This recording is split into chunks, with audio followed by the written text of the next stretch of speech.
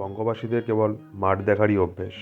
সামান্য মৃত্তিকা স্তূপ দেখিলে যেখানে তারা খুশি হয়, আর এটা তো সেখানে হিমালয়ান রেঞ্জ। প্রথম রাত্রি আমরা লুংচুকে কাটানোর পর পরের দিনে বেরিয়ে পড়লাম পাদামচেনের উদ্দেশ্যে, যা জুলুকে অবস্থিত। পথে দেখা পেলাম এক সুন্দর পাহাড়ি নদী, যার স্নিগ্ধ জলরাশির আওয়াজ is not less than any music therapy.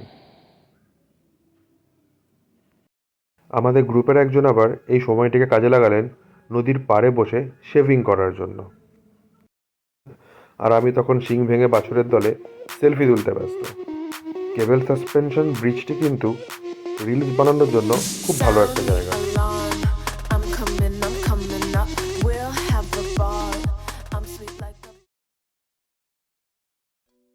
Photo তুলতে তুলতে প্রচণ্ড খিদে পেয়ে যাওয়ায় ব্রেকফাস্ট আর লাঞ্চের মিডিলে আমরা চলে গেলাম তাসি ডেলেক হোটেলে।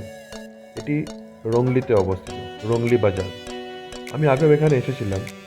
খুব ভালো পর্ক মোমো পাওয়া যায় এখানে, এবং এই ট্রিপে বাকিদের সেই স্বাদ এর এক্সপিরিয়েন্স দেওয়ার জন্য আমি এটা রেকমেন্ড করি।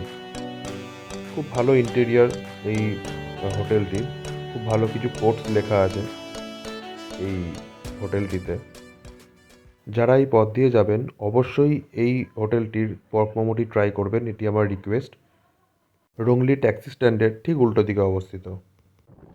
শপিং শেষ করে লংলি বাজার থেকে বেরিয়ে we started to continue our journey towards Padamchen. রাস্তায় অনেক ছোট বড় নদীর দেখা মিলল, খুব সুন্দর মনোরম দৃশ্য। রাস্তা খুব একটা বেশি না, লুংচুক থেকে পাদামচেন 33 থেকে 35 কিলোমিটার রাস্তা। লাঞ্চের ঠিক আগে আগে আমরা পাদামচেনে আমাদের নির্ধারিত প্রিবুকড হোটেলে গিয়ে উঠলাম। অসম্ভব সুন্দর এই গ্রামটি পাহাড়ের একটি ঢালে অবস্থিত।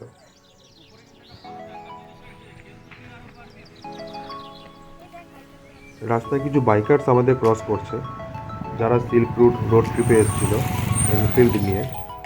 আমারও খুব ইচ্ছা একদিন অবশ্যই এভাবে পাহাড়ে রোড ট্রিপে আসবো, এটা এনফিল্ড বাইক নিয়ে।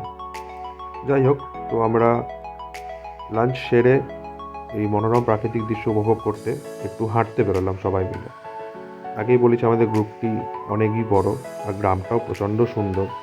আশেপাশে বাড়িগুলোও খুব সুন্দর, প্রত্যেকটি বাড়ি এত নিখুঁতভাবে সাজানো যে মনে হয় ওখানেই একটা প্লট কিনে বা বাড়ি কিনে বাকি জীবনটা কাটিয়ে দিই। 1956 সালের তৈরি একটি গভর্নমেন্ট সেকেন্ডারি স্কুলেরও দেখা পেলাম। আমাকে দেখে বুঝতেই পারছেন যে কী পরিমাণে ঠান্ডা ছিল ওখানে। আর হাঁটতে বেরিয়ে একটা গ্রুপ ফটো তো মাস্ট। পাহাড়ে ঝুপ করে সন্ধে নেমে আসে। চা খেয়ে আস্তে আস্তে হোটেলের দিকে ফিরতে লাগলাম এবং সূর্যাস্তের এই মনোরম দৃশ্যটি উপভোগ করতে লাগলাম। সাইলেন্টলি এই দৃশ্যটি সত্যিই খুব উপভোগ করার মতো।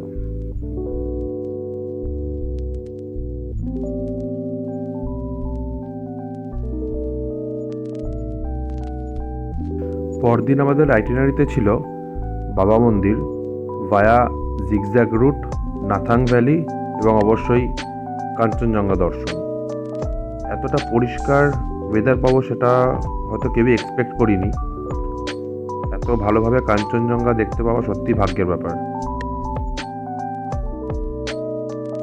যাত্রাপথের মোটামুটি প্রত্যেকটা টার্নিং থেকে আমরা কাঞ্চনজঙ্ঘাকে খুব পরিষ্কারভাবে দেখতে পেয়েছিলাম।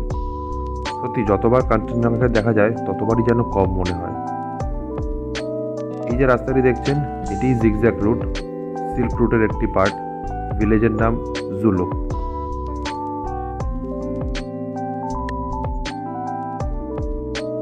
ওয়েদার ক্লিয়ার থাকায় অনেক দূর দূর অবধি পাহাড়ের রেঞ্জগুলোকে খুব পরিষ্কারই দেখা যাচ্ছিল।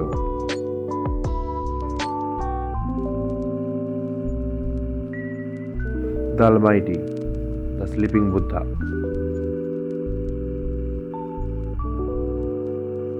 The Silk Route was a historic trade route that dated from the 2nd century BC until the 14th century AD, that linked the Western world with the Middle East and Asia. It was a major conduit for trade between the Roman Empire and China, and later between medieval European kingdoms and China. It was called the Silk Route because of the heavy silk trading that took place during that period. This is Nathang Valley. China border থেকে মাত্র 4 kilometre দূরে অবস্থিত। খুবই সুন্দর একটি valley. আমাদের সময়ের অভাবে আমরা থাকতে পারিনি। আপনারা অবশ্যই একটি রাত এখানে থাকার চেষ্টা করবেন। বাবা মন্দির যাওয়ার পথে কুপুপ লেক এবং এলিফ্যান্ট লেকের দেখা মিলল। তারপরে আমরা পৌঁছালাম বাবা মন্দির। দিস মন্দির ইজ ডেডিকেটেড টু বাবা Harbhajan Singh, who was a soldier of Indian Army between 1965 and 1968. He died near the Nathula Pass in eastern Sikkim. উনি যে বাংকারটিতে থাকতেন, আর্মি বাংকার, সেই বাংকারটি এখন একটি দর্শনীয় স্থান। He is said to serve the Indian Army even after his death by coming in the dreams of soldiers and telling them the plans of their enemies. This is the room where Baba Harbhajan Singh used to stay. এবং তার ব্যবহার করা জিনিসপত্রগুলোও সেখানে সাজানো আছে লোকেদের দেখার জন্য।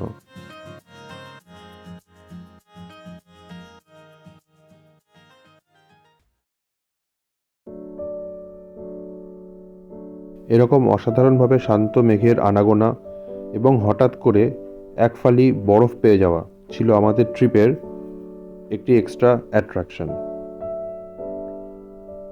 ডিসেম্বরের লাস্ট উইক, তখনও ঠিকঠাকভাবে স্নোফল স্টার্ট হয়নি সিকিমের এই পার্টটায়। আমাদের ফিরতে হবে আরিতার, তাই বেশি দেরি না করে আস্তে আস্তে আমরা বেরিয়ে পড়লাম এই মেঘের মধ্যে দিয়ে। গাড়িতে আমাদের টিম লিডার কিশোরকণ্ঠী সৌরভদার গান শুনতে শুনতে কখন যে পৌঁছে গেলাম আরিতার বুঝতেই পারলাম না।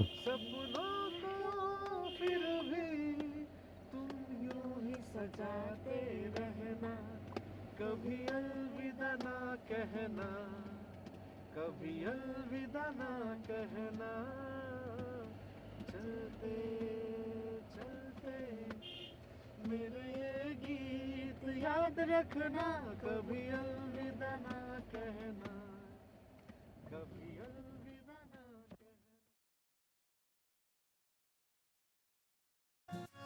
আরিতারে হোটেলে পৌঁছে দু চোখ জুড়ে নেমে এসেছিল ঘুম। সারাদিন অনেক দৌড়ঝাঁপের ফলে সবাই খুব টায়ার্ড ছিল। তাই আজকের মতো শুভরাত্রি। পরে পর্বে থাকবে আরিতারের আশেপাশটা। Stay tuned.